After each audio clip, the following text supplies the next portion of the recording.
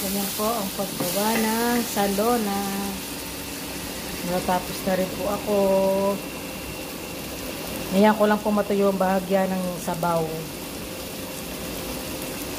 Ayoko po kasi ng masabaw.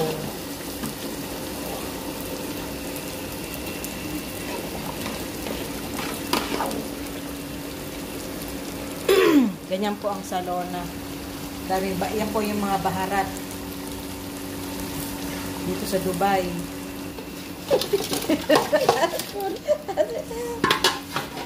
Ayan ang aming salona. GI salona chicken. Piniprito muna tapos ganyan.